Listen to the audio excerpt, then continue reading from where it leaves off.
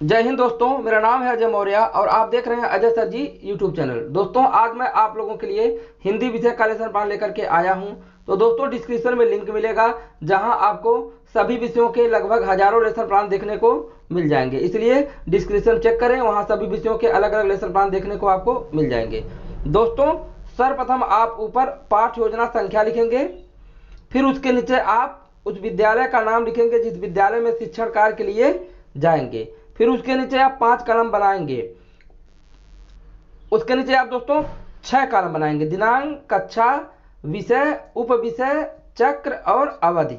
दिनांक के नीचे उस तिथि को अंकित करेंगे जिस तिथि में शिक्षण कार्य कर रहे हैं, जिस कक्षा को पढ़ा रहे हैं कक्षा के नीचे, जिस विषय का शिक्षण कार्य कर रहे हैं विषय के नीचे।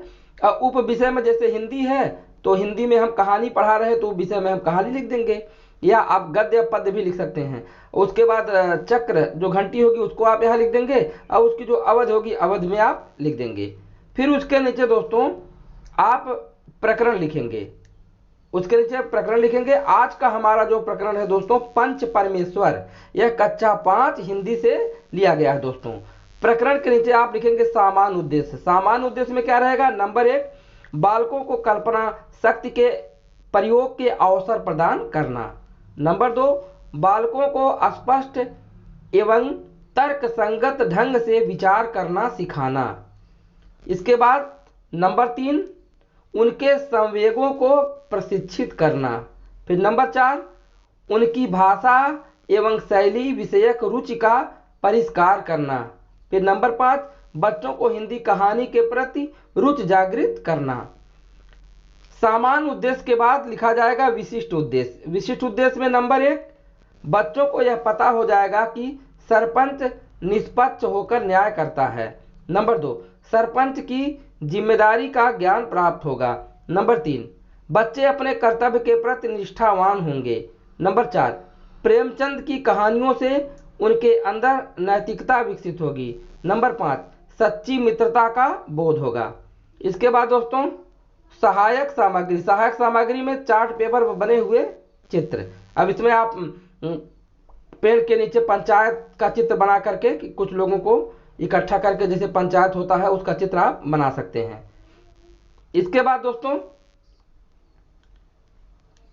प्रशिक्षण, यहां देखिए शिक्षण विधि। शिक्षण विधि में प्रश्नोत्तर विधि और व्याख्यान विधि। उसके बाद पूर्व ज्ञान।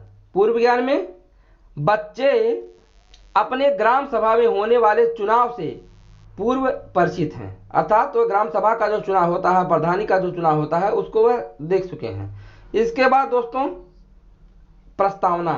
प्रस्तावना में देख लीजिए 3 कॉलम बनाएंगे: क्रम संख्या, छात्राध्यापक क्रिया और छात्र क्रिया। यहाँ पहला प्रश्न करेंगे किसी एक बच्चे से कि तुम कितने भाई बहन हो? छात्र बताएंगे 2 भाई 1 बहन या जो भी होगा बताएंगे। नंबर दूसरा, जब तुम भाई बहन में झगड़ा होता है तो शिकायत के लिए किसके पास जाते हो? छात्र बताएंगे मम्मी, पापा या बड़े बुजुर्ग, दादा दादी, नाना नानी आदि वो बताएंगे। नंबर 3 प्रश्न बनाएंगे, जब मम्मी, पापा या बड़े बुजुर्ग का पड़ोस में किसी से झगड़ा होता है तो वह किससे शिकायत करते हैं? तो छात्र बताएंगे कि जब पड़ोस में अगल बगल झगड़ा होता है तब वह ग्राम प्रधान से शिकायत करते हैं। उसके बाद आप चौथा प्रश्न यहाँ से बनाएंगे कि ग्राम प्रधान को पहले क्या कहा जाता था? तो छात्र मौन हो जाएंगे, यही समस्यात्मक प्रश्न हो जाएगा। इसके बाद उद्देश्य कथन। उद्देश्य कथन में बच्चों आज हम लोग मुंशी प्रेमचंद द्वारा लिखित पंच परमेश्वर नामक कहानी को पढ़ेंगे। इसके बाद दोस्तों प्रस्तुतिकरण। प्रस्तुतिकरण में देख लीजिए प्रथम अन्वित, कहां से कहां तक? जुम्मन शेख और ... अवसर मिले। यहाँ उसके बाद आदर्श वाचन। छात्राध्यापक कहानी के प्रथम अन्वित का आदर्श वाचन करेंगे। इसके बाद अनुकरण वाचन, कतिपय छात्रों द्वारा करवाया जाएगा अनुकरण वाचन। इसके बाद दोस्तों काठिन्य निवारण, कठिन शब्दों का अर्थ लिखेंगे। 2 कॉलम बनाएंगे, शब्द और अर्थ। यहाँ देखिए गाढ़ी मित्रता, इसका अर्थ है गहरी दोस्ती। स्वादिष्ट का अर्थ है जायकेदार। निठुर का है जिसके हृदय में दया न हो। गृहस्वामिनी घर की मालकिन। सरपंच अर्थात मुखिया। इसके बाद दोस्तों यहां देख लीजिए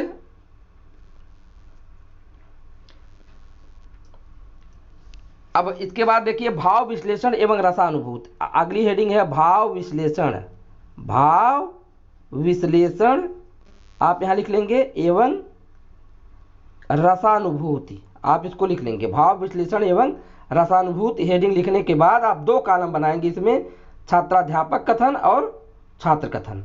अब यहाँ देख लीजिए पहला प्रश्न, यहाँ बच्चों से प्रश्न करेंगे पाठ से संबंधित और फिर उसकी व्याख्या आप करेंगे। तो यहाँ देखिए प्रश्न करेंगे कि जुम्मन शेख के पिता का क्या नाम था, तो छात्र बताएंगे कि जुमराती। अब अगला प्रश्न, जुम्मन शेख की खाला को क्या कष्ट था, तो छात्र बताएंगे कि उनको भोजन पानी सही से नहीं मिलता था। अब उसके बाद आप व्याख्या में पूरी बात स्पष्ट बताएंगे आप। जुम्मन शेख और अलगू चौधरी बचपन के मित्र थे। जुम्मन शेख के पिता जुमराती उन दोनों को पढ़ाए थे। जुम्मन शेख ने अपनी खाला की सारी जायदाद अपने नाम करा लिए थे, लेकिन उनकी देखभाल सही से नहीं करते थे। अब इसके बाद अगला प्रश्न, बूढ़ी खाला ने जुम्मन शेख को किसकी धमकी दी, छात्र बताएंगे पंचायत जाने की। अगला प्रश्न, पंचायत ने क्या फैसला किया, छात्र बताएंगे खर्च न देने पर रजिस्ट्री रद्द समझी जाए। इसके बाद अब देखिए व्याख्या। व्याख्या में क्या है, बूढ़ी खाला पंचायत के पास गई तथा अपना दुखड़ा बताया। अलगू चौधरी सर्वसम्मत से सरपंच घोषित हुए और उन्होंने जुम्मन शेख से कहा कि यदि वह खाला की देखभाल नहीं कर पाते हैं तो जायदाद की रजिस्ट्री रद्द समझी जाए।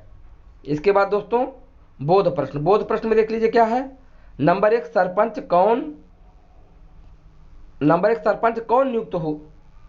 कौन नियुक्त हुआ, और नंबर 2 फैसला किसके पक्ष में हुआ। इसके बाद दोस्तों द्वितीय अन्विता प्रारंभ कर देंगे, कहां से कहां तक, ऐसा अवसर और डॉट डॉट डॉट फिर हरी हो गई। इसके बाद दोस्तों आदर्श वाचन छात्राध्यापक द्वारा किया जाएगा, अनुकरण वाचन कतिपय छात्रों द्वारा करवाया जाएगा। फिर काठिन्य निवारण 2 कॉलम बनाएंगे, शब्द और अर्थ। यहाँ देखिए दव योग का अर्थ है ईश्वर की इच्छा, परिश्रम का अर्थ है मेहनत, धृष्टता का अर्थ है ढिठाई, कबूल का अर्थ है स्वीकार, जिरह का अर्थ है बहस, सर्वोच्च का अर्थ है सबसे ऊंचा। इसके बाद अगली हेडिंग यहाँ डाल लीजिएगा, भाव विश्लेषण एवं रसानुभूत। भाव विश्लेषण एवं रसानुभूति। आप यहाँ हेडिंग भाव विश्लेषण एवं रसानुभूति डालने के बाद 2 कॉलम बना लीजिएगा, छात्राध्यापक कथन और छात्र कथन। प्रश्न करेंगे अलगू के बैल को कौन खरीदा, छात्र बताएंगे समझू साहू। अगला प्रश्न, समझू साहू ने अलगू को पैसा क्यों नहीं दिया, छात्र बताएंगे बैल मर गया इसलिए वह पैसा नहीं देना चाहता था। अगला प्रश्न। अब इसके बाद देखिए अब व्याख्या में बताएंगे, अलगू चौधरी बटेसर से 2 बैल ले आए थे, जिसमें से एक बैल मर गया, दूसरा वह समझू साहू से 1 महीने के उधार पर बेच दिया। समझू साहू उस बैल को समय पर दाना पानी नहीं दिए, केवल काम करवाते रहे और वह मर गया, इसलिए वह कोई न कोई बहाना बनाकर पैसा नहीं देना चाहते थे। इसके बाद दोस्तों बोध प्रश्न में देखिए, नंबर 1 अलगू चौधरी बैल कहां से लाए थे, नंबर 2 अलगू चौधरी ने बैल किसे बेचा। फिर इसके बाद मौन वाचन, छात्राध्यापक छात्रों से मौन वाचन करने को कहेंगे। फिर मूल्यांकन प्रश्न। पहला प्रश्न है खाला ने अपनी जायदाद किसे दी, नंबर 2 अलगू चौधरी का कलेजा क्यों धक धक करने लगा। इसके बाद दोस्तों श्यामपट्ट कार्य, छात्राध्यापक छात्रों से श्यामपट्ट कार्य कापी में उतारने के लिए कहेंगे। निरीक्षण कार्य, छात्राध्यापक कक्षा में घूम घूम कर छात्रों की कापियों का निरीक्षण करेंगे। गृह कार्य, इस कहानी के सभी पात्रों का नाम याद करके आना है। फिर उसके नीचे हस्ताक्षर पर्यवेक्षक, फिर हस्ताक्षर छात्राध्यापक। इसी के साथ दोस्तों इस लेसन प्लान का द एंड होता है। आप लोगों से एक अपील है कि डिस्क्रिप्शन में लिंक मिलेगा जहां आपको सभी विषयों के हजारों लेसन प्लान देखने को मिल जाएंगे। अब बस एक छोटी सी अपील मैं आप लोगों से करता हूं कि वीडियो को आप अगर लाइक नहीं किया तो लाइक कर दीजिए, और अगर आप चाहते हैं चैनल को सब्सक्राइब करना, ऐसा वीडियो देखना चाहते हैं तो सब्सक्राइब करके बेल आइकन को भी प्रेस कर दीजिएगा। धन्यवाद।